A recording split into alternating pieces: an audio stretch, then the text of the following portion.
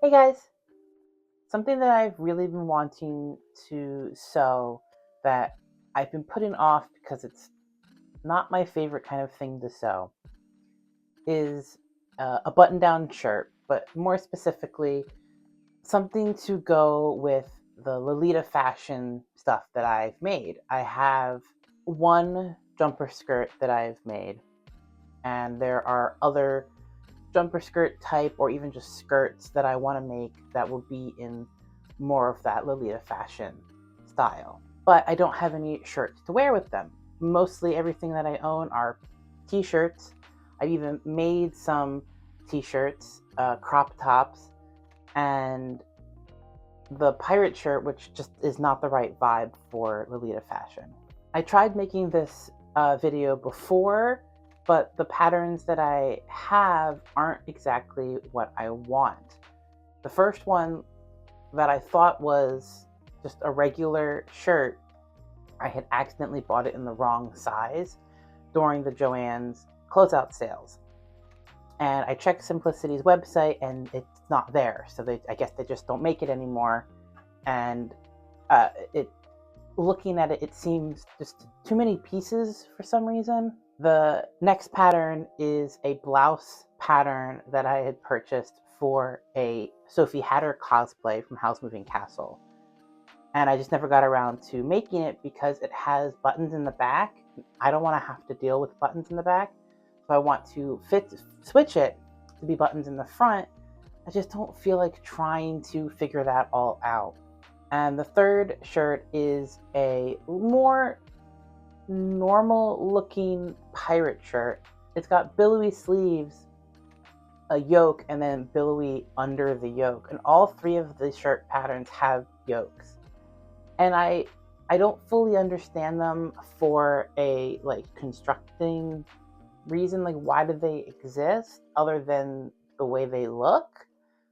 Because I've made shirt patterns, even button down shirts, that don't have a yoke. And I've had shirts that didn't have a yoke.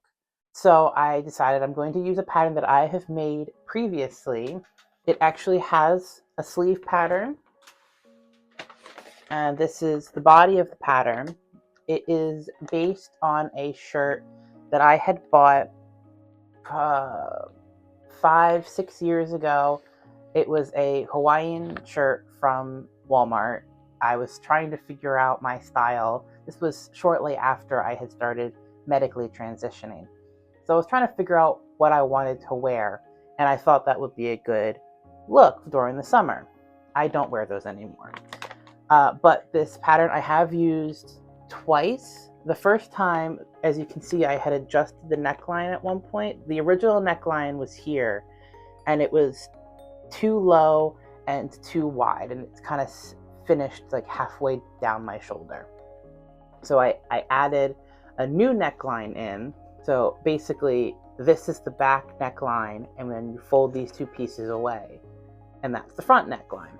And this is the neckline here is actually based off of a t-shirt that I have.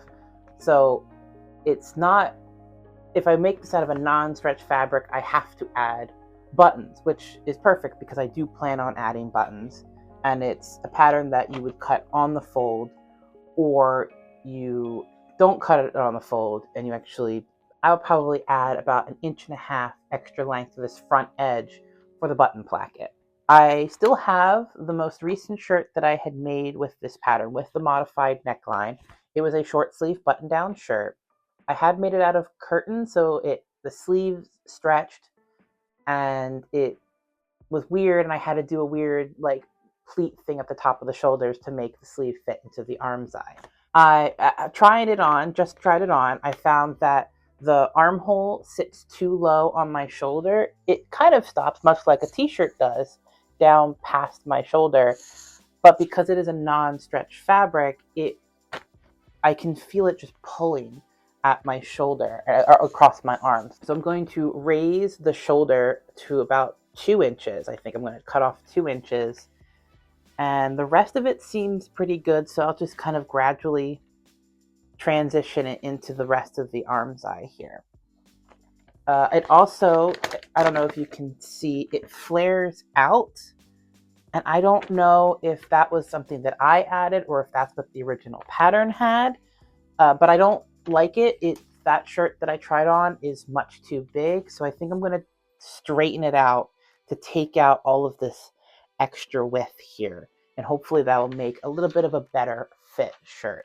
I don't want it too tight. I'm not a big fan of tight clothing, but I don't want a lot of excess fabric that doesn't need to be there. For my fabric choice, because I have so many skirts and dresses and stuff with bold prints, and there's a skirt that I would like to make that has a bold print, making a shirt that also has a bold print seems counterintuitive. Like, I won't really be able to wear a shirt with a bold print with a skirt with a bold print. So I decided I'm going to be using this white fabric. I don't remember how many yards I bought. I bought it a couple of years ago. It was in the quilting cotton section, but it's a little bit of a lighter weight than the quilting cottons usually are. And I've used it for a number of things. It's just a really good lining fabric. And I also have used it for the green sailor shirt that I made. The little sailor flap thing at the back is made out of this cotton. The new bonnet that I made for my Felicity is made out of this cotton as well. It's a really good cotton. I already pre-washed it back when I first got it, so I don't have to worry about washing it again. I just need to find some good sized sections so I can cut out what I need. It will be a long sleeve shirt, so I will either just kind of draw on the fabric the additional length that I need for the sleeve, or make a pattern piece. I'll probably just draw on the fabric because it's just some extra straight lines. This will be a button-down collared shirt. I want the collar to be really big and pronounced, so I think I'm going to use my detached collar pattern to kind of get the shape that I want. It's also going to have cuffs, which I've made cuffs before. That's really easy. It's just a couple of rectangles. I might do something a little bit different with the shape of them, because for Lolita fashion, a more plain button-down shirt, I'm sure, will be more versatile as opposed to anything with lots of embellishments. But I made a button-down shirt for one of my ball-jointed dolls a few years ago that I really loved making. And I kind of want to try and recreate it in some way. Maybe not exactly, but this is the shirt that I made. It is a doll size pattern that I had bought online, and it calls for ruffles down the front, and I think maybe not ruffles on the cuff, but the shape of the cuff. It's basically what you would normally have folded back on a more formal shirt. A nice big collar and a bow, and I really like how this looks, and I would love to be able to kind of recreate something like this. I have lace. I have both lace like this lace, and this lace specifically, I have some of that left still, but I also have cotton laces or polycottons or poly. I don't know what the fabric is, but it looks like just plain white fabric lace. I had originally bought a bunch of lace for a different project, but I don't know if I'm ever going to make it because I just bought 6 yards or as much of it as I could during the closeout sales, because I had a skirt idea in mind, but I don't know if I'm ever actually going to make it. So I might as well use the lace that I have. I think in this video, I'm only going to make one shirt. I might make another so that I have options, one that's more embellished for if I'm wearing a skirt, and one that's less embellished for a jumper skirt. So I think that's what I'm going to do. But first, I need to fix the pattern to make it fit a little bit better.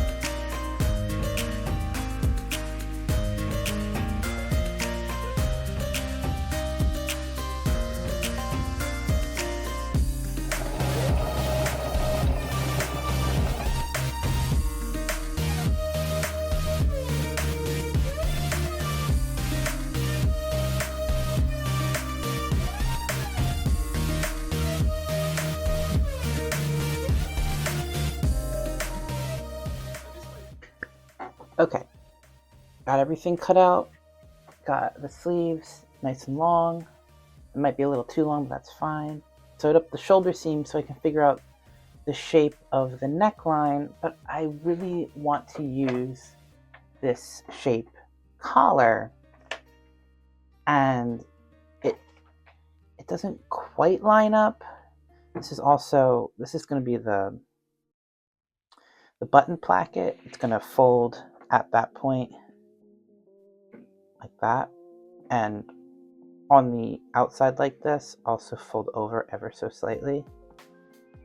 If you've ever had a button down shirt, you know what it kind of looks like in the front. I should probably do that first. I don't have instructions on how to construct certain things. I just kind of go by vibes, and this is one of them. Yeah, I'm gonna iron down the button placket, and whichever side looks nicer will be on top. Also, I stabbed myself with a pin, and I'm like, oh, I'll just wash my hands to make sure it doesn't like get infected or anything. And then I noticed I was bleeding, and I even got blood on my shirt. So it's a very small amount, and you can't really see it from the front, which is good. And I've already ironed over it, ironing this seam down. So I'm not gonna try and get it out. Right, button plackets.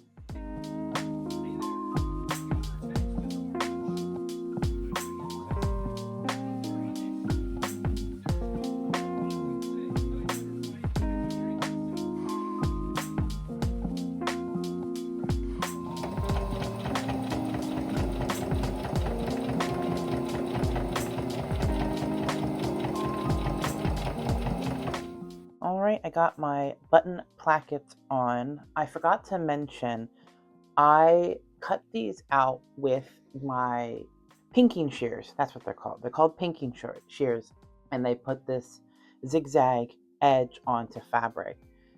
Supposedly, it's to help prevent fraying because of the fact that it's zigzagged. I know Sarah Spaceman explains it. I don't remember which video, but I don't usually like using them because I don't know if it's just the ones that I have or if it's the fabrics I've used them on before, but I always struggle to have them cut well. Sometimes instead of cutting, they make the fabric just kind of between the blades instead of actually cutting the fabric between the blades. So I don't usually use them, and I just find them more difficult. But I didn't feel like doing a zigzag stitch around all the pieces. That's what I normally do to finish the edges, the raw edges of fabric. So I'll do a zigzag stitch. But in recent years, I've noticed that doing a zigzag stitch on lighter weight fabric actually weirdly like cinches in the edges and makes the whole thing kind of bubble. Like if I were to do a square of fabric, after zigzagging all four edges, the whole thing will no longer sit flat. The four corners will kind of pull up. And ironing can kind of make it go away, but kind of can. I don't know if it's a tension issue. I I'm tired of dealing with it. I really would like to have a serger to just bypass that entirely, but they're expensive and I really don't have the room for it. So I'm using my pinking shears. Hopefully that'll keep it from fraying too badly. So on to the collar. The one thing that I always forget to do when making button plackets is actually having it meet the top edge. Now, granted, it will be covered by the collar. I might hit it with some fray check. I was having trouble getting into cutting that section when I cut these out. That's why it had a straight edge. I cut it with my regular fabric scissors. But what I was saying before I did the button placket is I really want to use this collar pattern, but this curve doesn't match the shape of my shirt collar area. So I don't know if I'm just going to cut it out as is and fudge it, or try to make it have that inside curve match. I don't know what I want to do.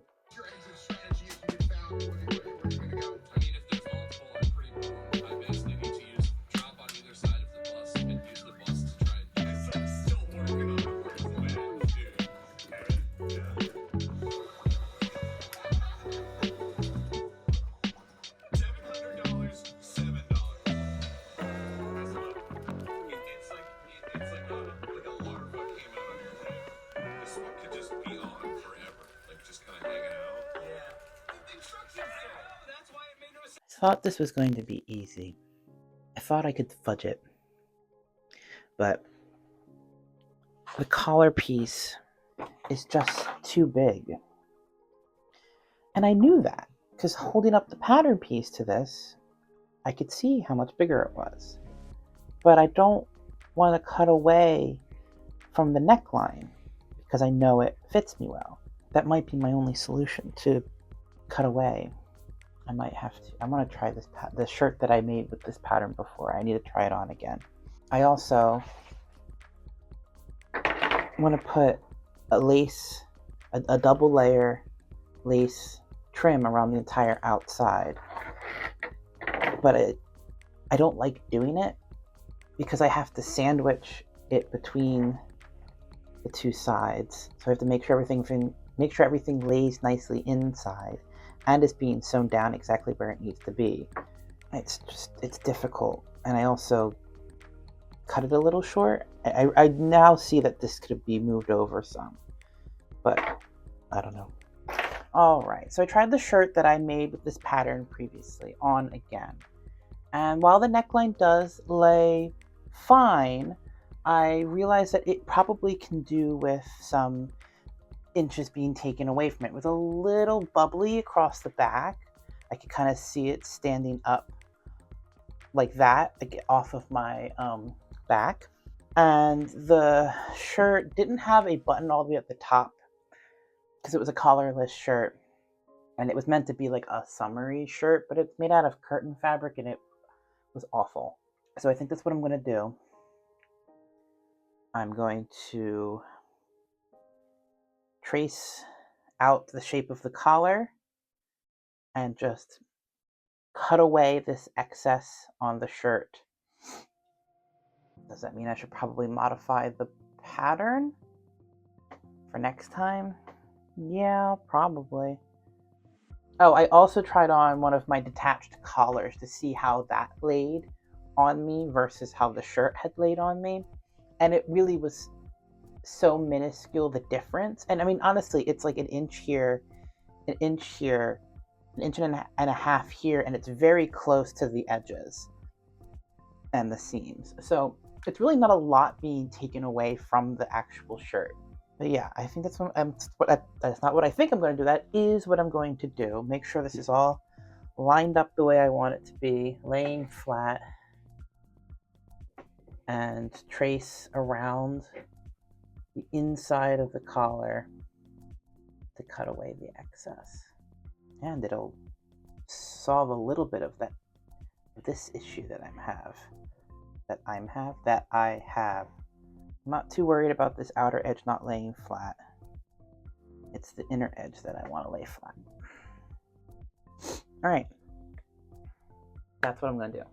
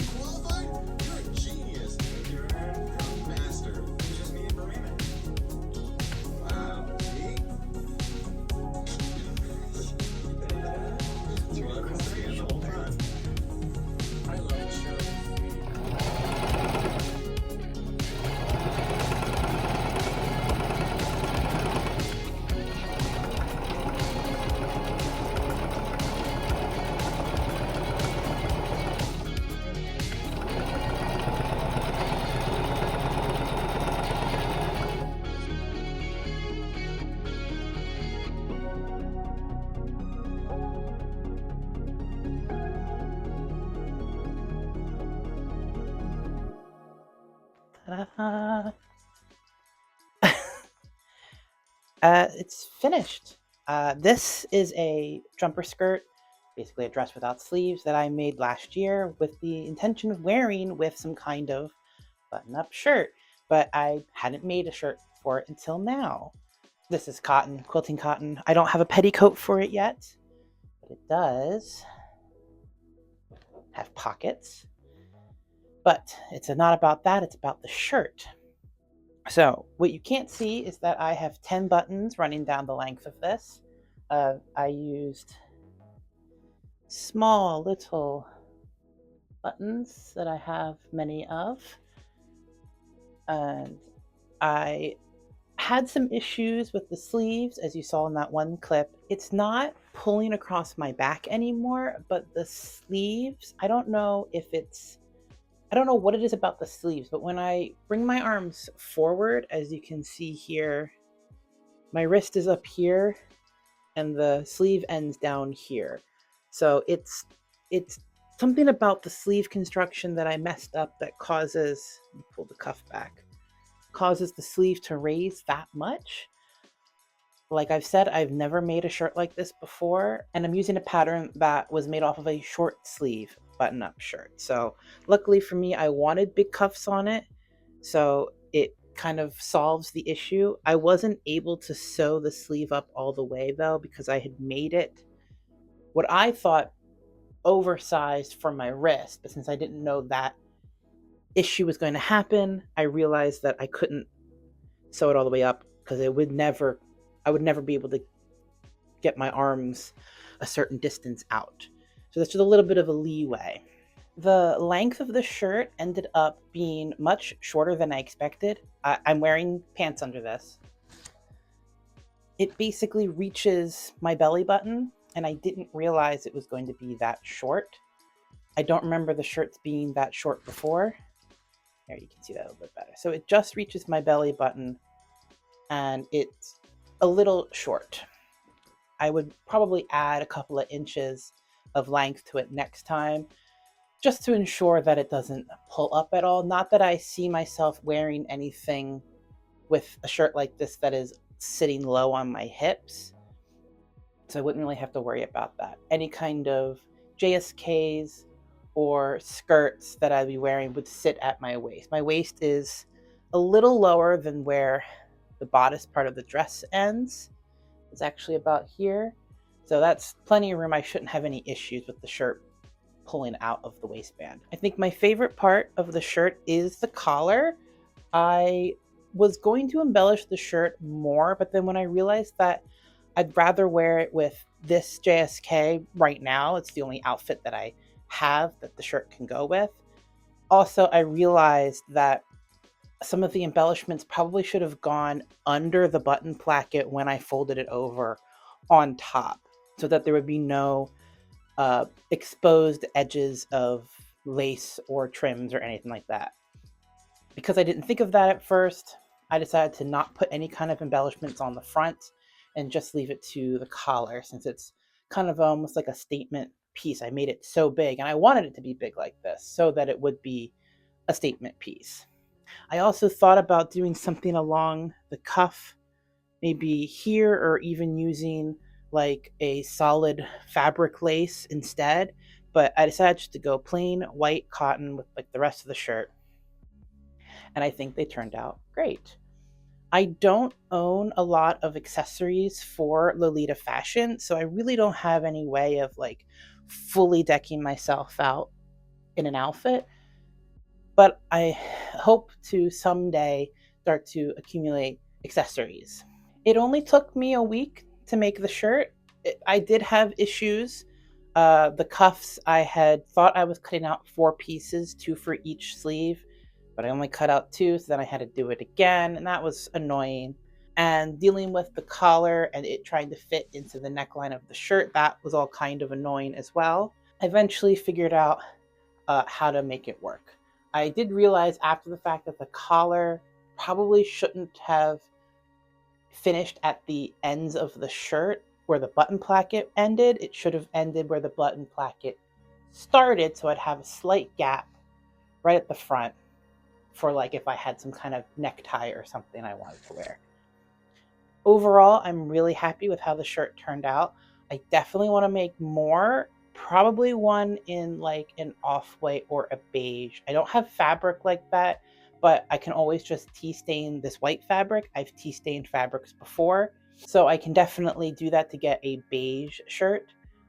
I would also like a black shirt just to have all of my basic neutral colors covered, but I don't have a lightweight cotton black, so I don't really know what I'm going to do for that. I do, like I said at the beginning, have some bold print fabrics, but I don't know if I really want to make shirts out of those fabrics. I also don't know if I have enough of those fabrics to make shirts, so we'll see what happens. But for this video, thank you so much for watching. If you enjoy crochet, sewing, or any other kinds of crafts, please consider a follow. I upload every Sunday, and I hope to see you there. Bye!